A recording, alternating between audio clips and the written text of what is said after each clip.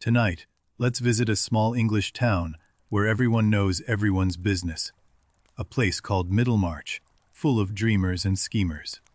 No quiz at the end, I promise. Just settle in. This is George Eliot's masterpiece about ordinary people trying to live extraordinary lives. Middlemarch is one of those towns where a whisper at breakfast becomes gospel by supper. Gossip travels faster than the mail coach here. George Eliot didn't just write about one hero. She wrote about an entire community. Butchers, bankers, doctors, dreamers, all tangled together like roots underground. Here's the question at the heart of it all. What happens when brilliant, passionate people find themselves trapped in the wrong lives? Dorothea Brooke is young, beautiful, and completely uninterested in the things young, beautiful women are supposed to want. She wants purpose. She wants meaning. While other girls her age dream of ball gowns and proposals, Dorothea sketches plans for better cottages for the poor. She wants to matter. Her sister Celia couldn't be more different. Pretty, practical, sensible Celia who likes nice things and sees the world exactly as it is. Celia watches her older sister with a mixture of love and alarm. She knows Dorothea's grand ambitions will lead somewhere dangerous. She's right. Enter Edward Casaubon, a scholar in his 50s, pale and dry as the manuscripts he studies. He visits the Brooke household, and Dorothea is fascinated. Casaubon is writing what he calls the key to all mythologies, a single book that would explain every ancient religion. Dorothea thinks it's magnificent. Everyone else sees an aging pedant with bad posture. But Dorothea sees a second Milton, a living Locke. She sees exactly what she wants to see. Poor Sir James Chettam. Handsome, kind, wealthy, and hopelessly devoted to Dorothea. She barely notices him. She thinks he's pleasant but trivial. Here's Dorothea's great mistake, and it's heartbreaking because it comes from her best quality. She confuses learning with wisdom, knowledge with goodness. The proposal arrives by letter. Casaubon's words are stiff and formal, like a legal contract. But Dorothea reads them as if they were love poetry. Celia is horrified. Their uncle Mr. Brooke is bewildered. But Dorothea has decided, and when Dorothea decides something, heaven help anyone who disagrees. The wedding at Lowick Church. A cold December morning. The pews are barely half full. Even the light seems reluctant to enter through the frosted windows. They depart for Rome on their honeymoon. Dorothea is full of hope and anticipation. Casaubon is already withdrawing into his research. The gap begins. Meanwhile, back in Middlemarch, other lives are spinning forward. Because this isn't just Dorothea's story. This town is full of people with plans. Tertius Lidgate rides into Middlemarch like a man who thinks small towns can't touch him. He's 27, handsome, brilliant, and dangerously naive. Lidgate dreams of discovering the fundamental tissue that connects all living things. He doesn't want to treat coughs. He wants to change medicine forever. The town's established doctors watch him with suspicion. New methods mean lost patients. Lost patients mean lost income. Progress has enemies everywhere. And then there's Rosamond Vincy, the most beautiful girl in Middlemarch. Perfect manners, perfect ringlets, perfect composure. Perfectly dangerous. Rosamond sees Lidgate and immediately begins her campaign. A doctor is far more interesting than the manufacturer's sons she's been refusing. He's her ticket out. Fred Vincy is Rosamond's brother. Cheerful, careless Fred, who has been raised to expect an inheritance from old Peter Featherstone, and has planned his whole life around it. The problem is Fred has already borrowed money against that inheritance. Real debts, owed to real people, for an inheritance that may never come. Can you see the trouble? At Stone Court, Mary Garth sits by the sickbed of cranky old Featherstone. She's his caretaker, not his family. Honest, sharp, and utterly incorruptible. Featherstone holds his money like a weapon. Every relative in the county dances attendance, hoping to be named in the will. He enjoys their groveling enormously. So many lives, so many secret hopes and private fears, all tangled together in one small provincial town. And the threads are already beginning to pull tight. In Rome, Dorothea sits alone in their grand hotel suite. Her husband is at the Vatican Library again. And for the first time, she begins to wonder. Rome should be magnificent.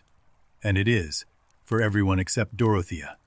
She wanders through marble galleries weeping quietly, completely alone in the most beautiful city on earth. Casaubon spends every day at the Vatican Library, bent over manuscripts in languages Dorothea cannot read. He guards his research like a dragon guards gold. Will Ladislaw appears in Rome like a gust of fresh air. He's Casaubon's young cousin, an artist, a wanderer, full of life and opinions and laughter. Will and Dorothea talk about art and life, and what it means to truly feel something. For the first time since her wedding, Dorothea feels awake. Casaubon watches Will's admiration for Dorothea with cold, careful eyes. Jealousy doesn't burn in Casaubon. It freezes, it calculates, it plans. Something worse than jealousy gnaws at Dorothea. She's read his notes. She's seen the fragments.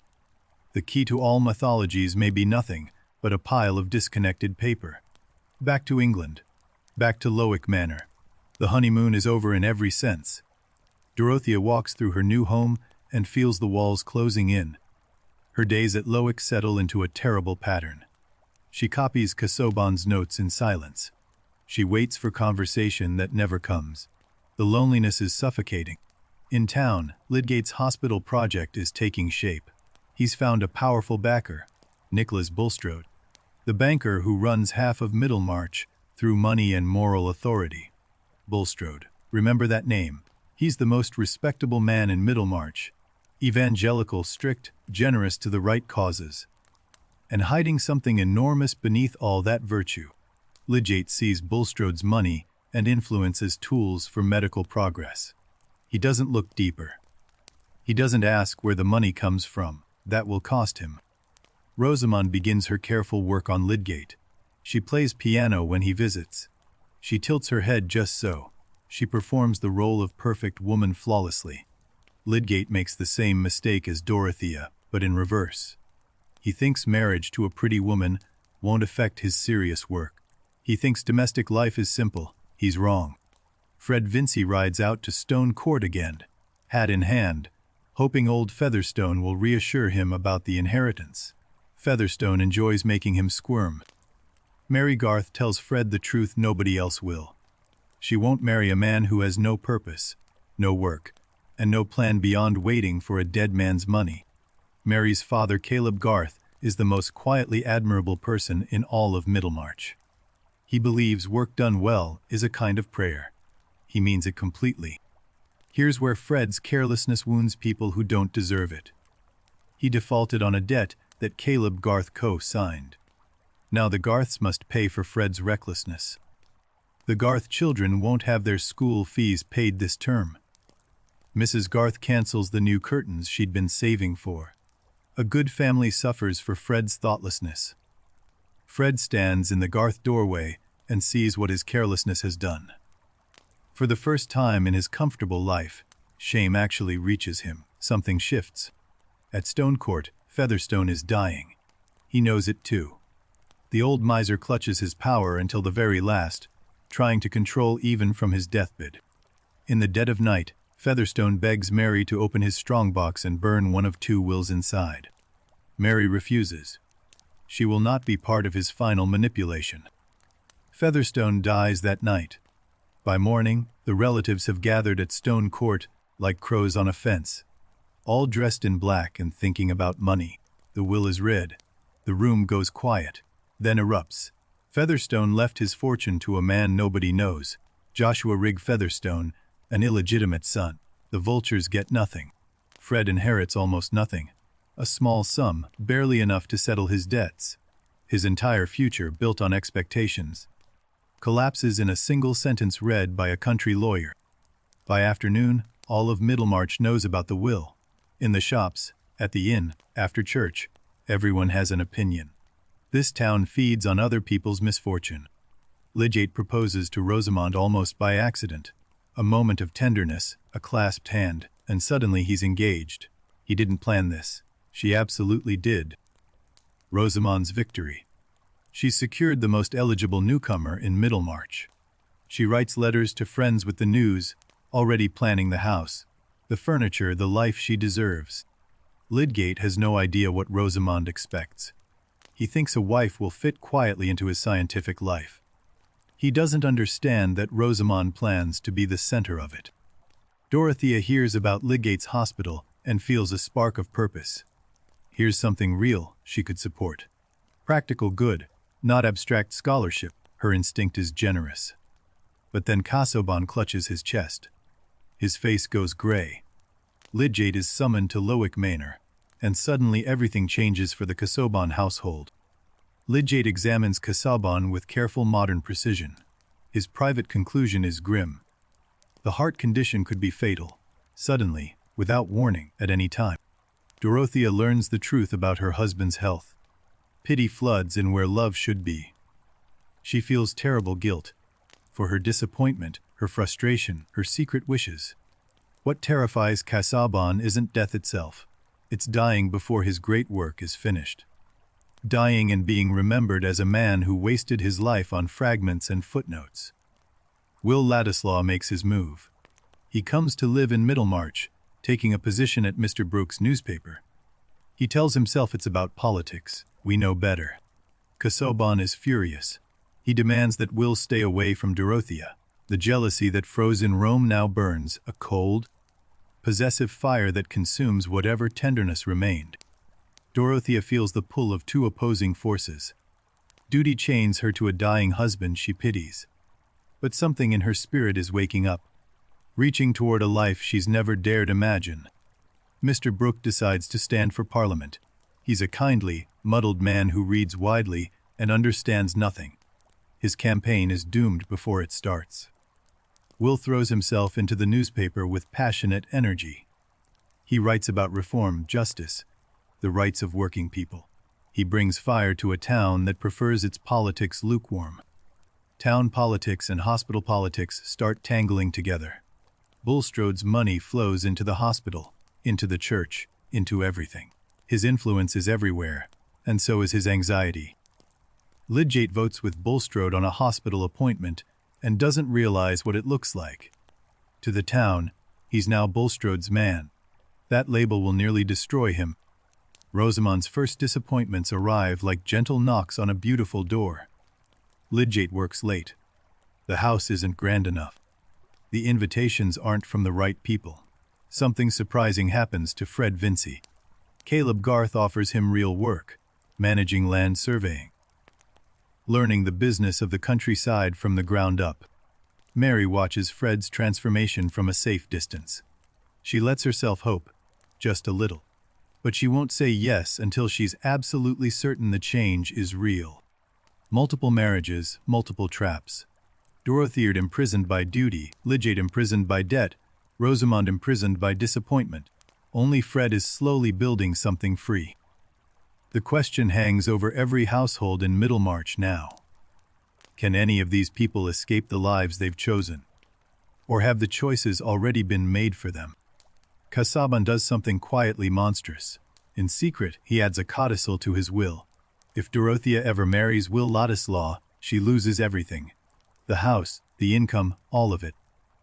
Think about that cruelty for a moment. He's planning to control Dorothea from beyond the grave. To punish her for feelings she may not even have yet. One evening, Casaubon takes Dorothea's arm in the garden and asks her to promise. Promise she will carry out his wishes after he dies, whatever those wishes might be. Dorothea lies awake all night, staring at the ceiling. Should she promise? Duty says yes. But something in her spirit resists blind obedience to a request she doesn't understand. Morning comes.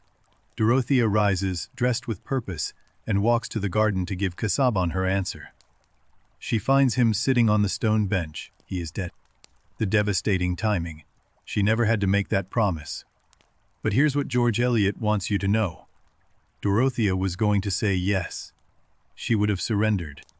As a widow, Dorothea discovers the codicil. The shock is double, not just the condition, but the realization that her husband suspected her feelings, before she even recognized them herself. Middlemarch devours the news. a codicil forbidding Dorothea from marrying Will Ladislaw. The gossips conclude there must have been an affair. There was nothing of the kind. Will Ladislaw reads about the codicil and is humiliated to his core. The town now assumes he was chasing Dorothea's money. His pride, the one thing he values most, is shattered. Dorothea retreats to Lowick. The great house that was her prison becomes her shelter. Grief and confused liberation swirl together, like weather she cannot predict.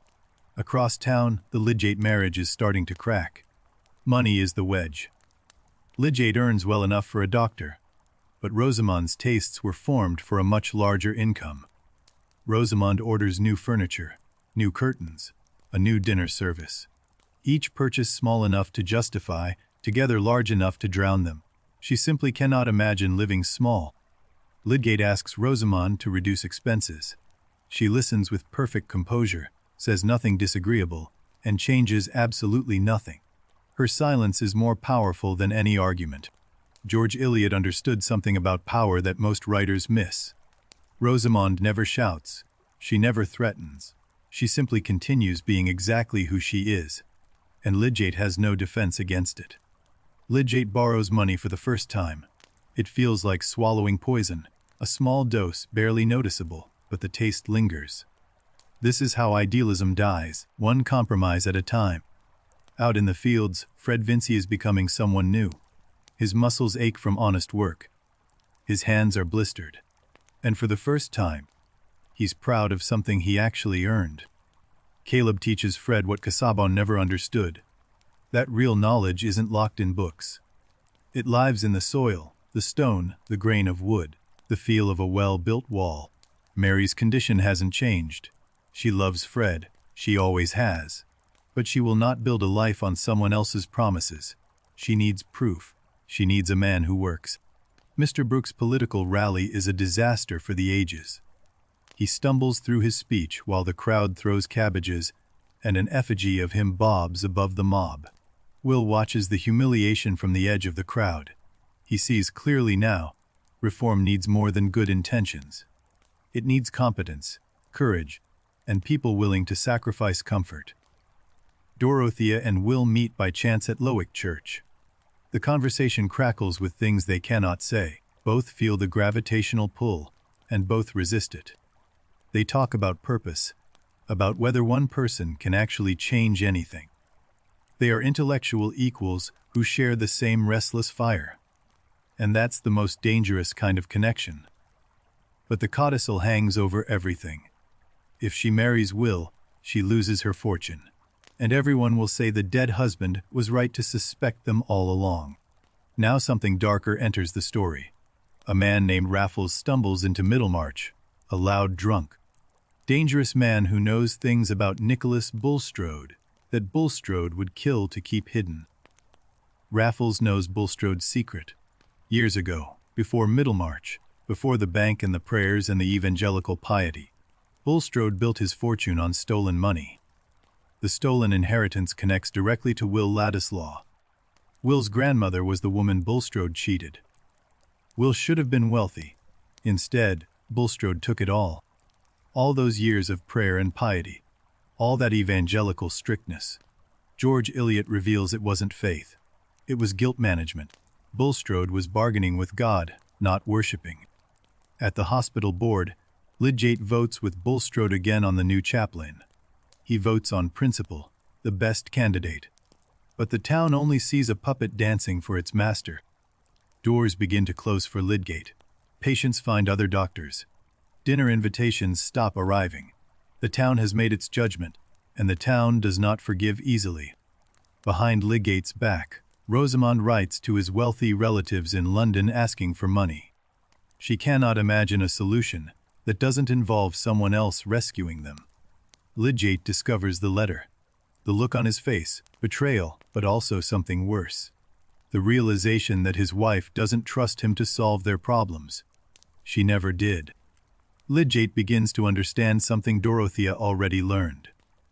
Marriage to the wrong person is a cage that locks from the inside. You built it yourself, and there is no key. But here's the cruel asymmetry. Dorothea was freed by death. Casaubon is gone. Lydgate's cage is alive and breathing and sleeping in the next room, and there's no escape. Dorothea begins channeling her enormous energy into something real.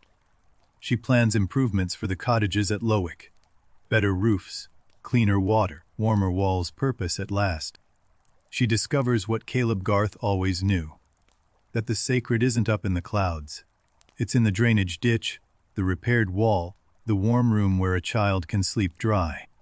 Will Ladislaw is growing too. He's thinking beyond journalism now. Toward real political action, toward fighting for the reforms that bumbling Mr. Brooke couldn't deliver. Something dangerous happens. Will and Rosamond begin spending time together. She's drawn to his charm. He's drawn to any beauty that distracts him from the woman he can't have. Lydgate is too consumed by his own drowning to notice. Every day brings new bills, new snubs, new patients lost. The flirtation happens in rooms he's too exhausted to enter. Fred Vincy faces his old demon. A gambling opportunity drops into his lap, one evening at cards that could erase his remaining debts or double them. The old Fred would say yes in a heartbeat. Fred turns away. He walks out into the cold night air and keeps walking. It's the hardest thing he's ever done, and it's the moment he truly begins to deserve Mary Garth. Caleb notices the change. Without fanfare, he gives Fred more responsibility, a farm to manage, accounts to keep. Trust built one honest day at a time. Raffles comes back, drunker, louder, and more dangerous than before. He shows up at Stone Court demanding money, threatening to tell all of Middlemarch what Bulstrode really is. Bulstrode's terror is absolute. Decades of painstaking respectability, the church donations, the committees, the stern moral lectures. All of it crumbling because one drunk man remembers the truth. Bulstrode tries to buy Raffles's silence with money. The irony is excruciating. The fortune that was stolen is now being used to keep the theft hidden, Sin paying for silence with stolen coin. The town simmers. Half-spoken suspicions about Bulstrode, resentments against Lydgate, gossip about Dorothea and Will, secrets pressing against surfaces everywhere, ready to crack. Dorothea visits Rosamond. Two women who seem to have nothing in common sitting together in a drawing room. But they share something neither fully understands. The weight of a wrong marriage. For one brief moment, Rosamond's mask slips. She admits, almost to herself, that life with Lydgate isn't what she imagined. It's the closest she'll come to honest vulnerability.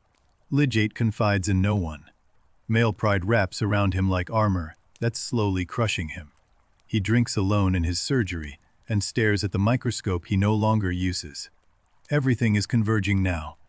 Bulstrode's secret about to explode. Lydgate's debt tightening like a noose. Dorothea's heart pulling toward Will. Fred earning his future one day at a time. The calm before the storm. Middlemarch goes about its daily business, shopping, gossiping, praying, complaining, not knowing that everything is about to break wide open. Can you feel it coming? Raffles collapses at Stone Court, violently ill. Alcohol and hard living have finally caught up with him. Bulstrode must decide, save the man who could destroy him, or let nature take its course. Bulstrode summons Lydgate. Two compromised men now face each other over a dying body. Neither knows how completely this moment will entangle their fates. Lydgate is clear and specific. Strict rest. No stimulants. Absolutely no alcohol under any circumstances. He writes it down, leaves the instructions, and rides back to town. Bulstrode is alone with Raffles through the night. The man who knows his secret lies helpless before him. The temptation doesn't arrive as a decision. It creeps in like fog. The housekeeper comes in at dawn asking about the patient's care. Raffles is begging for brandy, thrashing and moaning. Bulstrode gives instructions that are carefully, deliberately ambiguous.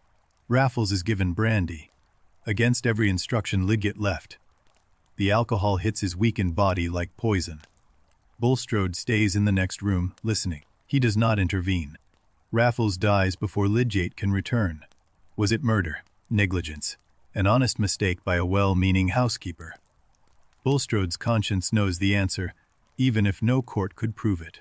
Days later, Bulstrode offers Lydgate £1,000. For the hospital, he says. A generous donation. But the timing is catastrophic. It looks exactly like payment for silence. Lydgate takes the money. He's drowning in debt.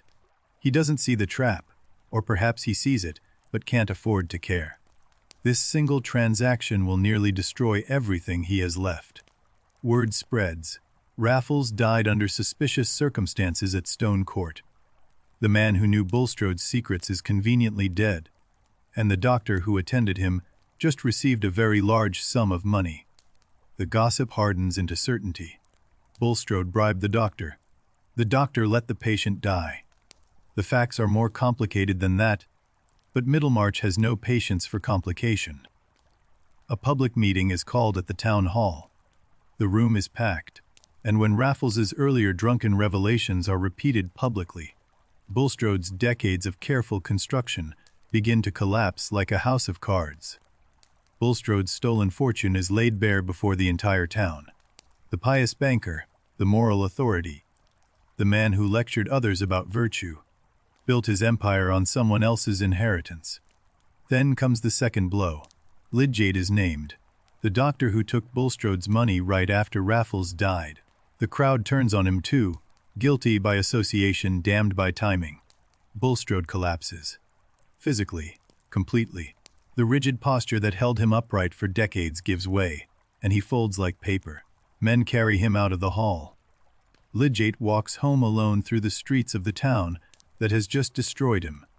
Every window seems to stare. Every footstep behind him sounds like accusation. Rosamond's first reaction tells you everything about their marriage. She isn't angry about the injustice. She isn't worried about his innocence. She is horrified by the social embarrassment. Lydgate tries to explain what really happened. Rosamond listens with her perfect composure and hears only one thing. Their standing in society is ruined. The facts don't interest her. The town turns completely. Patients vanish. Old acquaintances cross the street to avoid Lydgate. Invitations that were already rare stop entirely. The Lydgates become invisible. In all of Middlemarch, only one person believes Lydgate might be innocent. Dorothea. She refuses to accept the town's verdict without hearing the man himself. Dorothea decides to investigate for herself. Not because she's a detective, because she believes that before you judge someone, you owe them the dignity of actually listening. Dorothea sits with Lydgate in his surgery and listens. Really listens. No judgment. No assumptions. Just a woman paying attention to a man nobody else will hear. Something breaks in Lydgate. The dam of pride and isolation cracks. For the first time since his troubles began, someone has treated him as a human being deserving compassion. Dorothea offers to pay his debts. Not as charity. Not as pity. Simply because she has money, he needs help, and it's the right thing to do. The simplicity of genuine goodness. Lydgate accepts. It costs him something to do it: pride, independence, the illusion that he could handle everything alone.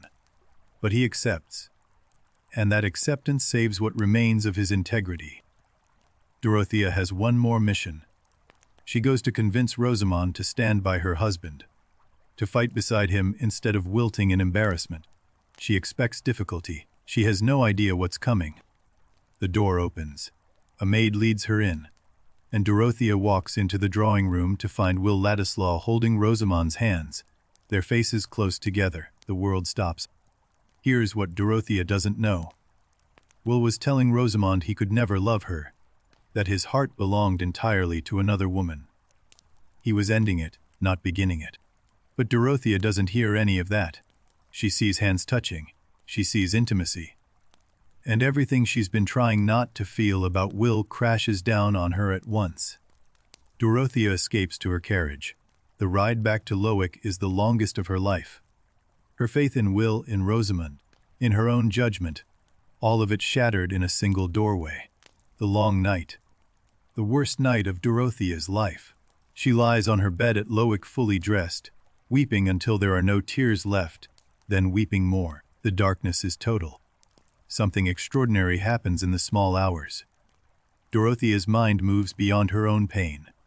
She thinks about Rosamond's unhappiness, about Lydgate's desperation, about other people's suffering. Dawn breaks. Dorothea goes to the window. Below, in the fields beyond Lowick, she sees figures moving, workers heading out to begin another day, life continuing regardless. And here it is, the greatest moral choice in the entire novel. Dorothea decides to go back, to help Rosamond anyway, not for Will, not for herself, because it's the right thing to do. This is George Eliot's quiet revolution, not a battle cry, not a dramatic gesture, just a bruised woman choosing compassion when anger would be easier and entirely justified. Dorothea arrives at the Lydgate house for the second time. She walks through the same door, into the same drawing room, but she is not the same woman who fled yesterday. Rosamond is stunned. She expected anger, accusation, social warfare. Instead, Dorothea sits down and speaks gently about Lydgate, about standing by him, about loyalty, and something in Rosamond cracks open. Rosamond tells the truth. Will wasn't courting her. He was telling her he could never love anyone but Dorothea. The words tumble out. Will's heart belongs only to Dorothea. This confession is Rosamond's one truly generous act in the entire novel. The most selfish character finds, for one shining moment, the capacity to give something that costs her. Dorothea understands now. Will was faithful. Her heart and her conscience can finally point the same direction. Something that has been clenched inside her for months slowly, beautifully, lets go. Will comes to Lowick. No more circling, no more coded conversations. He stands in her drawing room and tells her plainly that he loves her. He has always loved her. But there's the codicil. If she marries Will, she forfeits Casaubon's fortune. The house, the land, the income that gives her independence.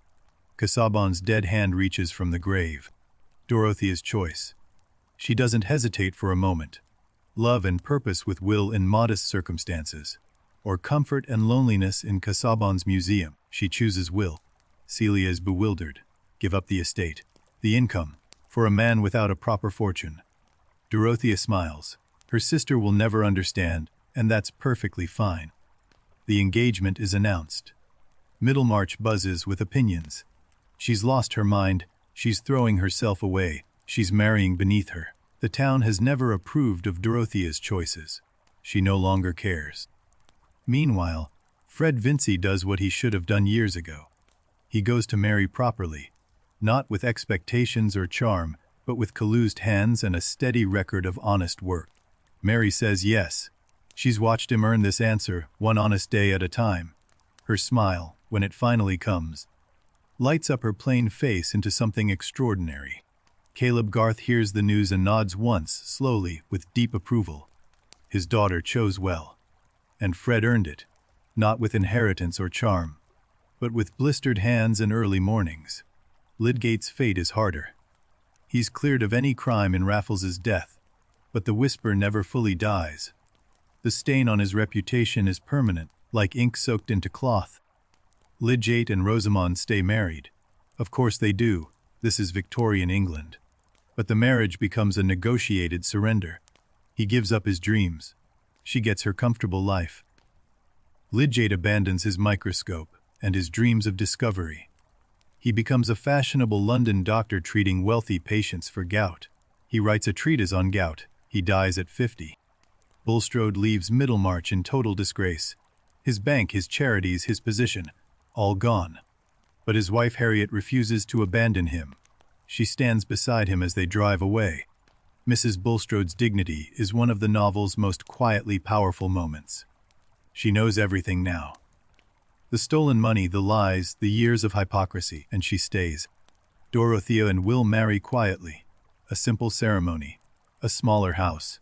A life built not on inherited wealth but on shared purpose. She has never been happier. The web of Middlemarch loosens, each thread finding its final pattern. Some bright, some dark, some tangled beyond repair. But the pattern is complete. The story is told. Now that the story is told, let's sit with it a while. Dorothea's journey is one of the most remarkable transformations in all of literature. From a girl with grand illusions to a woman with quiet power. What did Dorothea learn? That you don't need a grand theory to do good in the world. You just need open eyes, willing hands, and enough courage to show up for people. Dorothea's real key to all mythologies was never a book. It was compassion, the willingness to imagine what it feels like to be someone else.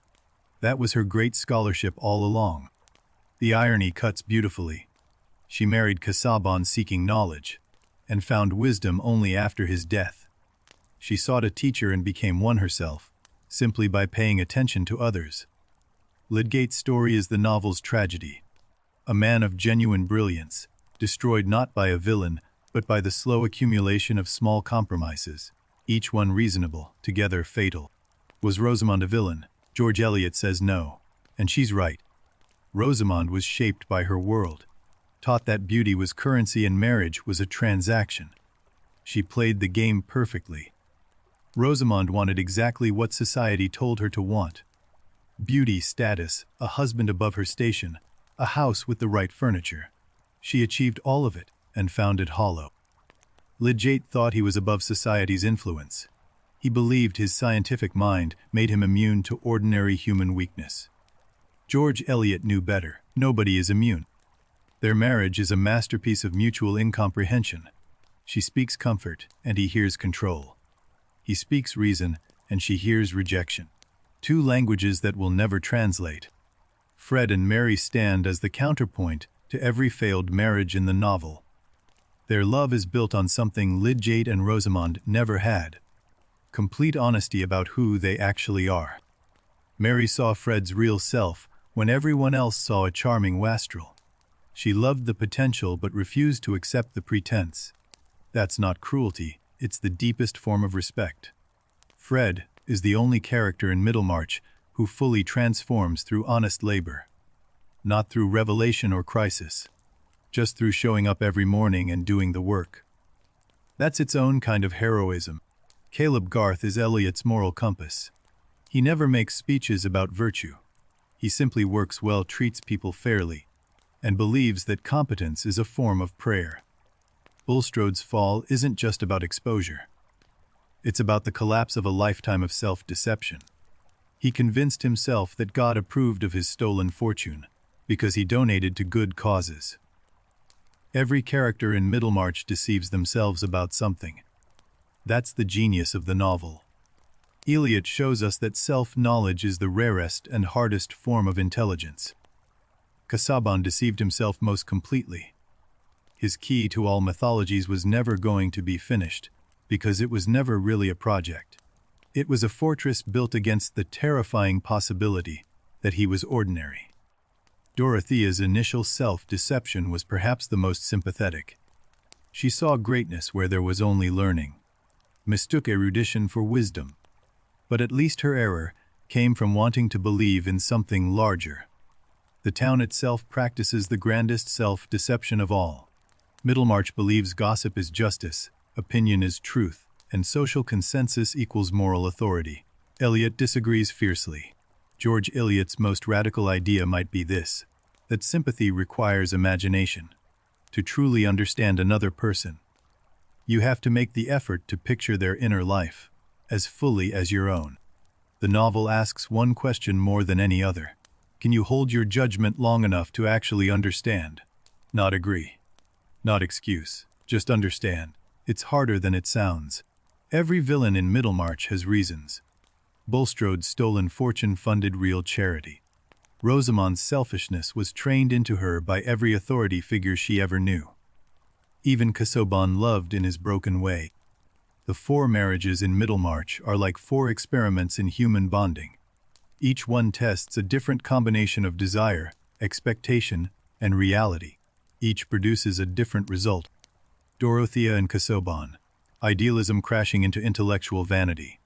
She worshipped his mind, he resented her vitality. 2 people who needed completely different things, and found the worst possible partner. Lydgate and Rosamond. Ambition colliding with social conformity. He wanted to change medicine, she wanted to change her address. Neither understood the other's fundamental need. Fred and Mary.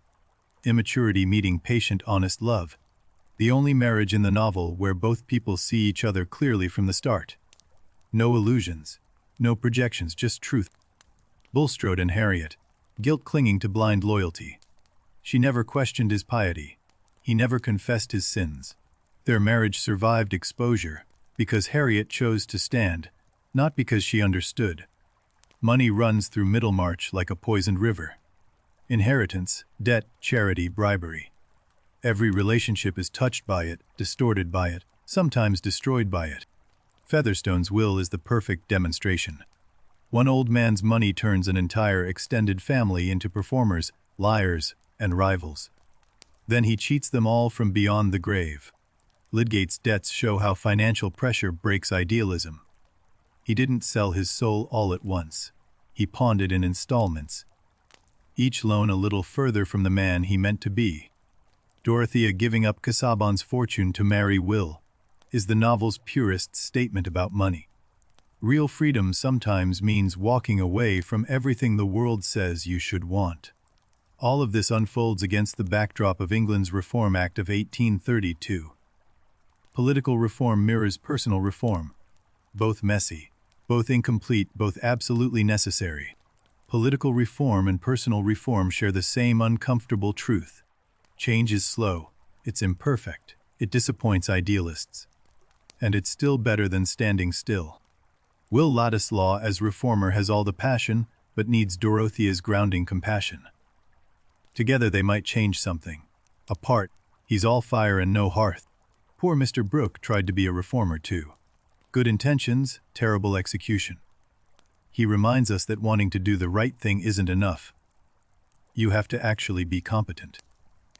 What does it mean to do meaningful work? This question haunts every character in Middlemarch. Casaubon, Lydgate, Dorothea, Fred, Caleb, each one searching for a vocation that matters. Casaubon's work was sterile because it served only himself. Accumulation without creation. He gathered knowledge the way a miser gathers coins. Hoarding without ever spending. Lydgate's work was genuine but derailed. His microscope could have changed medicine. Instead, it gathered dust while he counted his debts and soothed his wife's ambitions. Caleb's work was humble but alive. Every wall he built, every field he drained, every plan he drew left the world slightly better than he found it. That was enough. That was everything.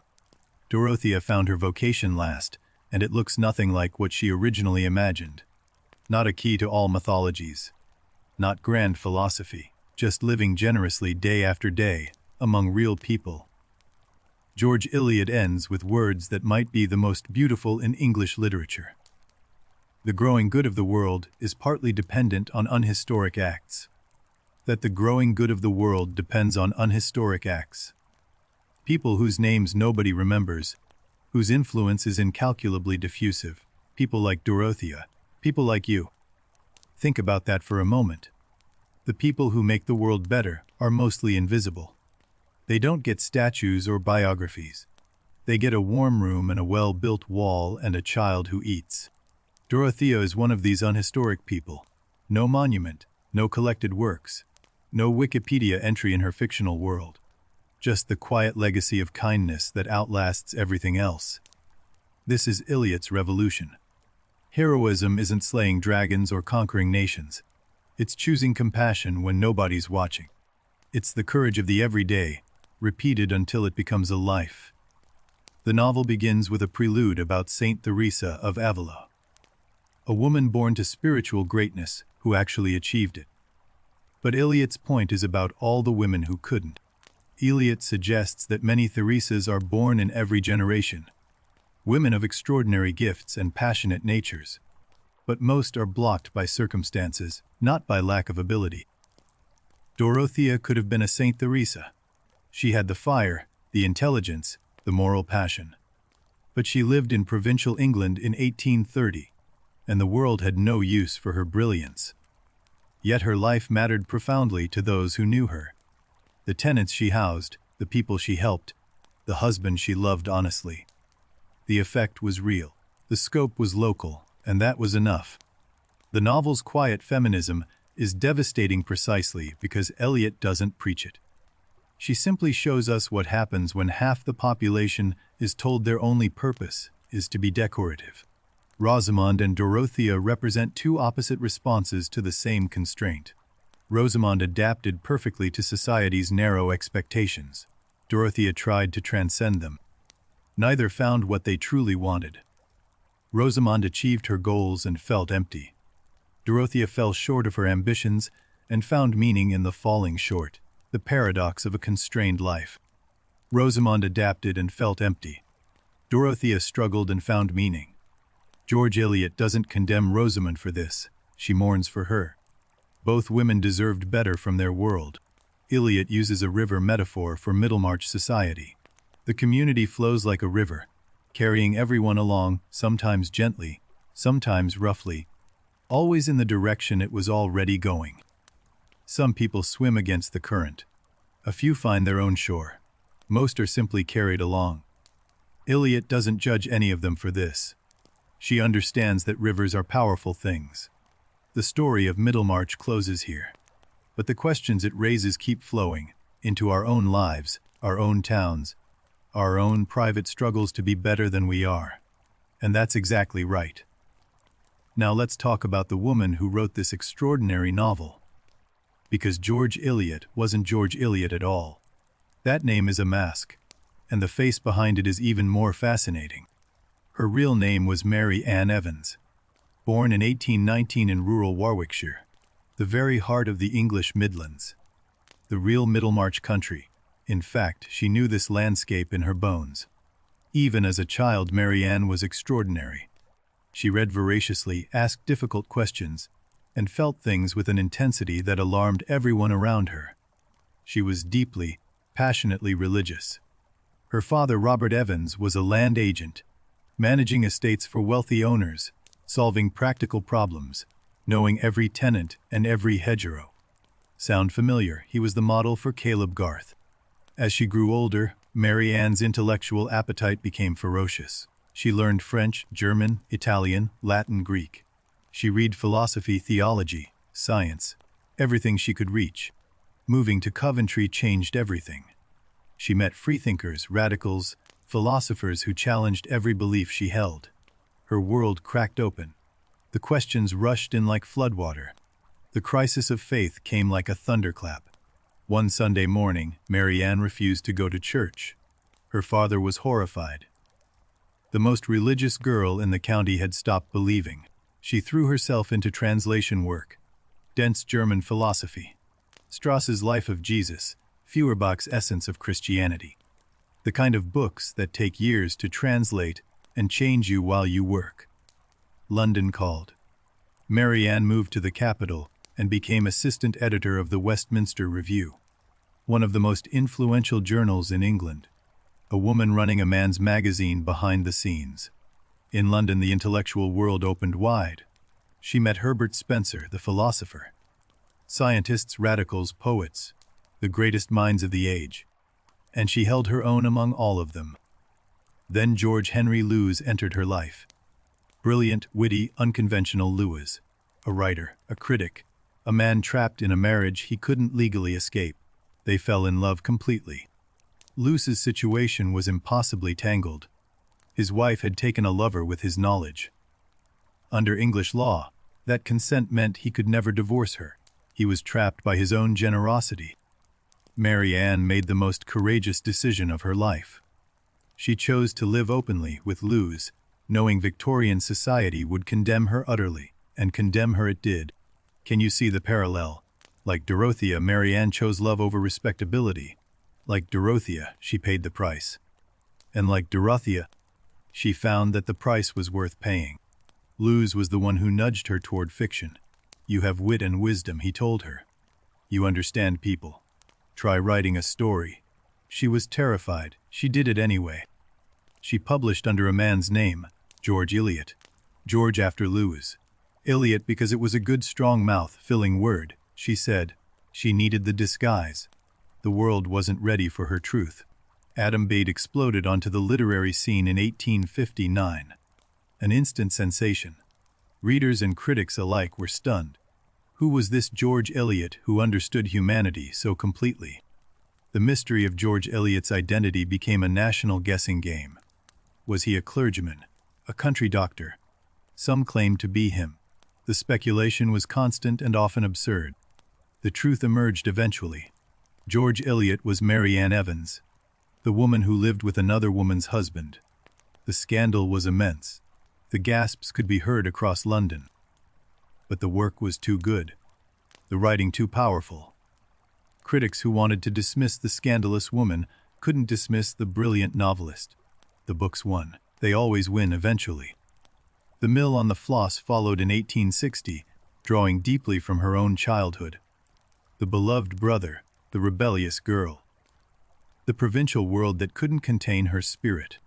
Silas Marner came in 1860, won a small perfect gem about a messer redeemed by a golden-haired child. Eliot could write intimate stories as powerfully as epic ones. Romola took her to Florence, an ambitious historical novel about Renaissance Italy. It nearly killed her. The research was exhausting, the writing grueling. She emerged thinner and wiser. Felix Holt in 1866 was her political novel, exploring reform, radicalism, and the gap between good intentions and real change. The practice run for Middlemarch's deeper exploration. And then, Middlemarch, her masterpiece, written over 4 years of intense, painstaking labor. She poured everything she knew about human nature into one fictional town and let it breathe. Middlemarch was published in 8 parts between 1871 and 72. Serial publication, like a television series today. Each installment left readers desperate for the next. The research behind Middlemarch was staggering. She read medical journals for Lydgate's Science, studied political history for the reform backdrop, mapped the social structures of provincial towns. Her method was unique. She combined the precision of a scientist with the imagination of a poet. Observation and compassion fused into something no other novelist could quite match. Lewes protected her from negative reviews. She was sensitive to criticism, almost painfully so. He screened her mail and shielded her from the voices that might silence her pen. Daniel Deronda followed in 1876, her last novel daringly mixing English society with Jewish identity and Zionist thought. Always pushing, always reaching further. In 1878, George Henry Lewes died. 24 years of partnership ended in a single evening. Mary Ann was devastated, utterly broken by the loss of the man who made her possible. In 1880, she shocked the world once more by marrying John Cross, a man 20 years her junior. Society gasped, gossip judged. Mary Ann had stopped caring long ago. Mary Ann Evans died in December 1880, just 7 months after her second marriage. She was 61. The greatest mind in English literature, silenced by a sudden chill that became fatal. She was buried at Highgate Cemetery in London, near her beloved Lewes at last. The stone is simple. The legacy is infinite. 2 modest graves containing the most extraordinary literary partnership in English history. Let's step back and look at the world she wrote in. Victorian England, when novels were the dominant art form. The movies, the television, the streaming services of their age. Dickens, the Brontes, Thackeray, her contemporaries and rivals, each brilliant. But Eliot went somewhere none of them could follow. Into the precise mechanics of how people think about themselves. What set Eliot apart was psychological depth. Dickens gave us unforgettable characters. The Brontes gave us consuming passion. Eliot gave us the unsettling experience of understanding people we disagree with. Why did Eliot set Middlemarch in the 1830s when she was writing in the 1870s? Because that 40-year gap gave her the perfect lens. Close enough to feel, far enough to see clearly. England in the 1830s was a country in upheaval. Cholera sweeping through cities. Railways about to transform the landscape. A political system that excluded almost everyone from voting. The Reform Act of 1830, too expanded who could vote, slightly, imperfectly, incompletely. It wasn't revolution. It was a grudging compromise. And it changed everything, eventually. Provincial towns like Middlemarch were where national changes hit personal lives. Parliamentary reform meant nothing abstract. It meant your neighbor could suddenly vote, and you still couldn't. The medical profession in the 1830s was in its own revolution. Lydgate's new science, microscopy, pathology, evidence-based medicine, was threatening doctors who learned their trade by apprenticeship and tradition. For women in the 1830s, the options were brutally simple. Marry, become a governess, or depend on family charity. Almost nothing else existed. Dorothea's frustration is historically exact. Eliot wrote from the 1870s about the 1830s deliberately. That distance let her show not just what happened, but what it meant, how the seeds of change grew, or failed to grow, over decades. That 40-year gap let her show something precious, how idealism ages. Some people's ideals mature into wisdom. Others curdle into bitterness. Most simply fade quietly into compromise. The Warwickshire landscapes in Middlemarch are the real geography of Eliot's childhood. She walked these fields, crossed these stiles, watched these same sunsets over the same gentle hills. Coventry, the city where she lost her faith and found her intellect, was the partial model for Middlemarch itself. The gossiping streets, the social hierarchies, the watchful provincial eyes, all from life. Eliot's philosophy was unique, a blend of scientific determinism and deep moral compassion. She believed our actions are shaped by circumstances, but she also believed we are responsible for how we respond. Her deepest belief was simple. Understanding others is the highest moral act. Not judging them, not fixing them, just making the effort to see their inner life as real as your own. That was the woman behind the pen name. Brilliant, unconventional, deeply humane. She scandalized her age and outlasted it. And the novels she left behind keep teaching us how to see. When Middlemarch was published, the response was immediate and overwhelming. Critics called it the finest English novel ever written. That was 1872. Many still agree. Emily Dickinson read it in her quiet Amherst room. Henry James called it a treasure house of detail. Then spent his career trying to build something as rich, even rivals had to bow. Virginia Woolf delivered the most famous verdict of all. Middlemarch, she wrote, is one of the few English novels written for grown-up people. The magnificent book, she called it. The phrase stuck. But after Eliot's death, her reputation fell. The Victorians went out of fashion. New generations dismissed her as heavy, moralistic, ponderous, a relic of an earnest age they wanted to forget. For decades, Middlemarch gathered dust. University syllabuses kept it alive, but barely. The general reader had moved on to shorter, sharper, more modern things. George Eliot waited patiently. The feminist revival of the 1970s changed everything. Women scholars looked at Middlemarch with fresh eyes and recognized something the dismissive critics had missed. A radical vision of women's lives. Dorothea was reread as a proto-feminist heroine. Not a passive victim, but a brilliant woman whose gifts society simply refused to use. Her frustration became a mirror for millions of women's experience. Rosamond, too, was reread with new sympathy. Not a villain, but a woman perfectly adapted to a cruel system. She did exactly what society rewarded, and was punished for the emptiness that resulted. Modern psychology has validated what Eliot understood instinctively. Her character analysis anticipates Freud by decades. Unconscious motivation. Self-deception. The gap between who we think we are and who we actually are. Eliot's web metaphor. The interconnected community, where every action ripples outward. Was network thinking before sociology existed. She mapped social systems the way a scientist maps ecosystems. The BBC brought Middlemarch to television in 1994. Suddenly millions of people who'd never read the novel met Dorothea, Eliot, and Rosamond in their living rooms. Adapting Middlemarch for screen poses a beautiful problem. How do you film someone's inner life? Eliot's genius is in what her characters think, not just what they do. That's almost impossible to photograph. Stage adaptations have found their own magic with Middlemarch.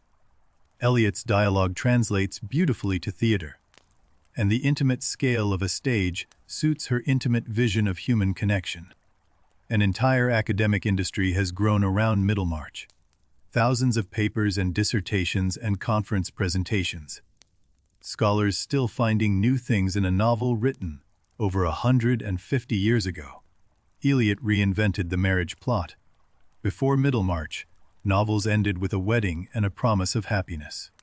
Eliot started with the wedding and showed what actually happens next. Every domestic novel written since owes something to Middlemarch's unflinching honesty. The idea that marriage is not an ending, but a laboratory for human character. That begins with George Eliot. The Casaubon effect has entered our language. When someone pursues a grand project that will never be finished, that's a Casaubon. The character became a warning that outlived his fiction. Lydgate's tragedy resonates with anyone who has ever compromised their dreams for practical reality. The idealist who becomes the realist who becomes the cynic. We all know that arc. Modern readers keep finding themselves in these characters. That's the novel's quiet magic. It doesn't describe specific people. It describes patterns that repeat in every generation. The compassion principle may be Eliot's greatest legacy.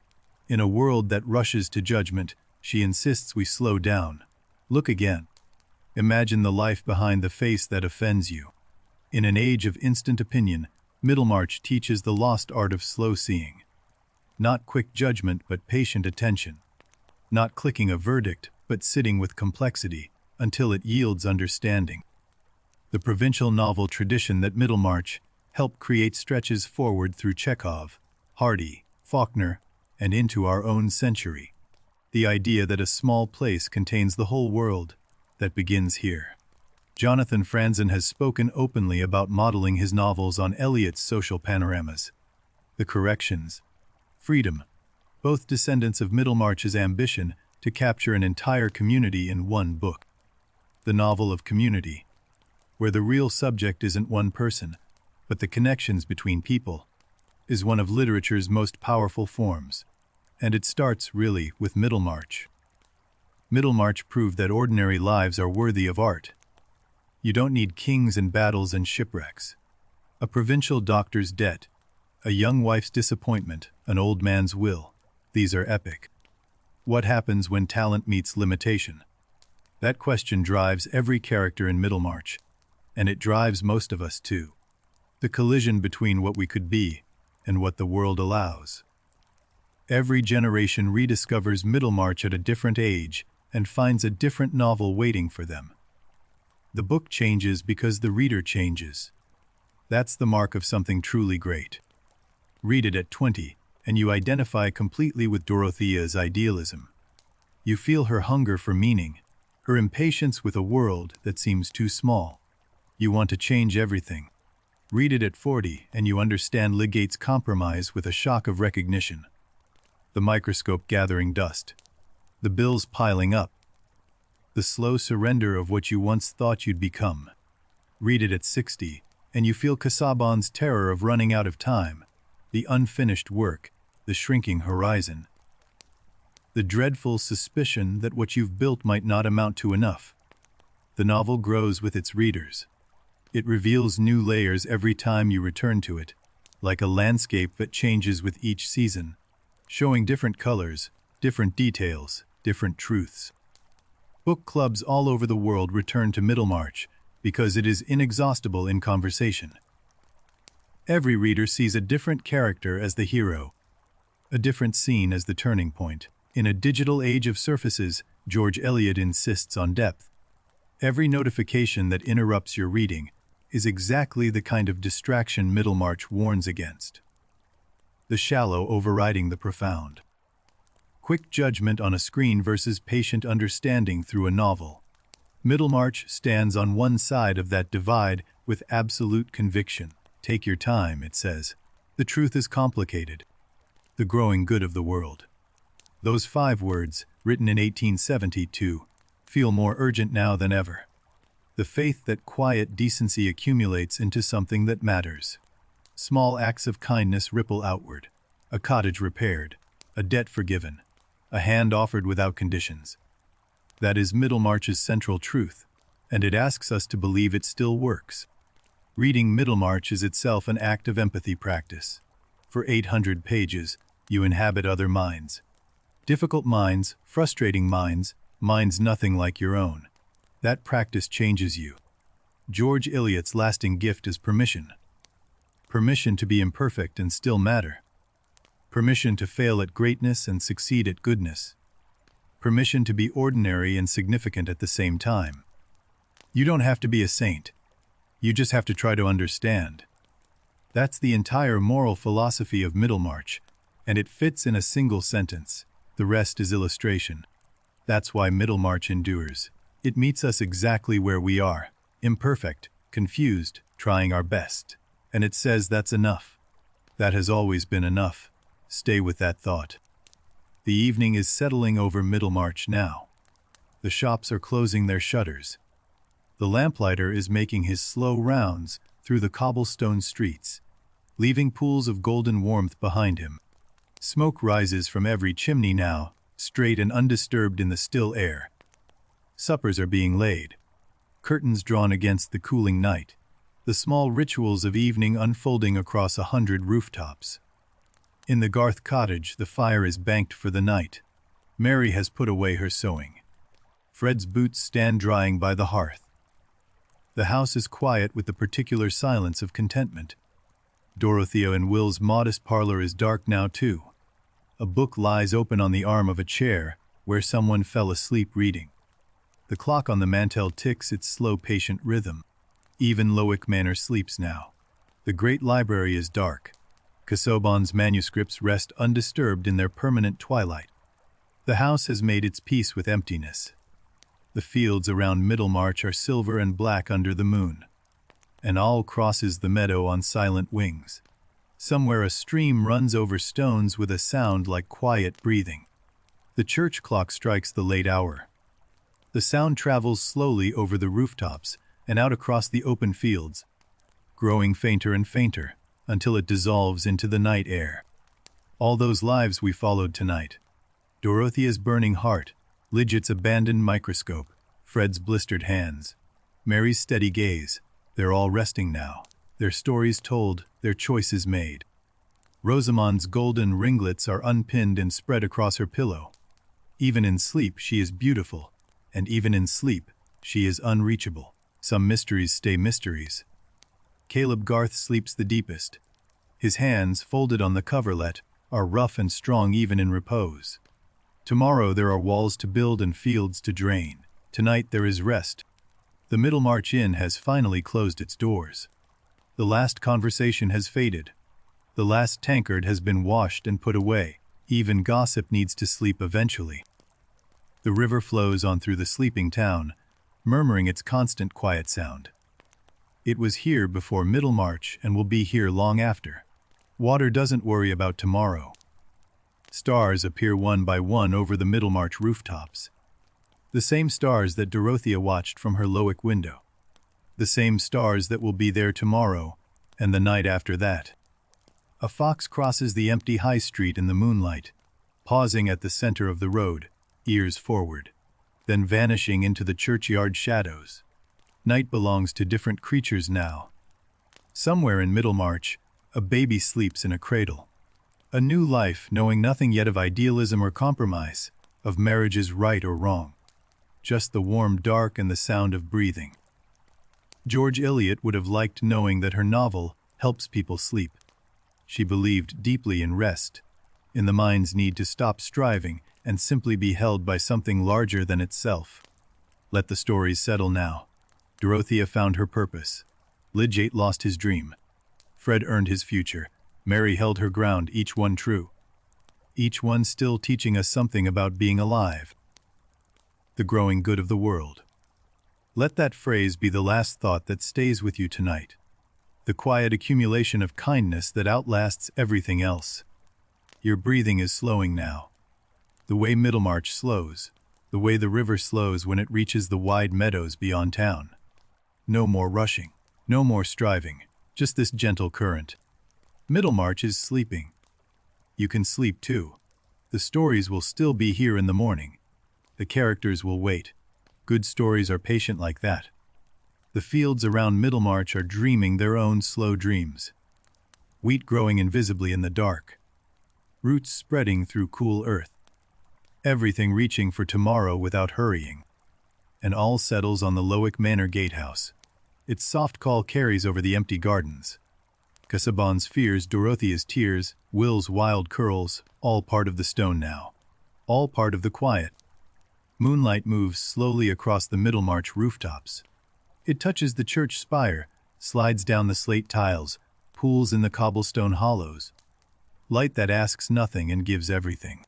The night deepens, the moon descends. Even the owl has gone quiet. Middlemarch floats in the particular stillness that comes in the small hours. The world holding its breath between one day and the next. In that stillness, something beautiful persists. The compassion Dorothea practiced. The honesty Mary demanded. The work Caleb believed in. These things don't sleep. They gather in the dark like dew. Sleep now, the way Middlemarch sleeps. Deeply, honestly, with nothing left undone that needed doing today. Tomorrow is its own story. Tonight is finished. The river carries on. Water over stones. The gentlest sound in all of Middlemarch. Let it be the last thing you hear as you drift toward morning. The faintest gray at the eastern horizon. Not dawn yet. Just the first suggestion that light will return. It always does. The world is reliable in this one way at least. Good night, Dorothea. Good night, Lydgate. Good night, Rosamond and Fred and Mary and Caleb. Good night, Middlemarch. Good night, George Eliot. Thank you for showing us how to see. The growing good of the world is partly dependent on unhistoric acts. Sleep well. Dream of ordinary kindness. It's always been enough. Rest now. The river flows. The town sleeps. The good grows. Nothing more is needed from you tonight. Middlemarch, the growing good of the world. Good night. Silence. Ambient countryside night sounds. Gentle flowing water. Distant owl. Wind in grass. Silence. Ambient night sounds continue. Breathing pace. Deep rest P. Ambient night.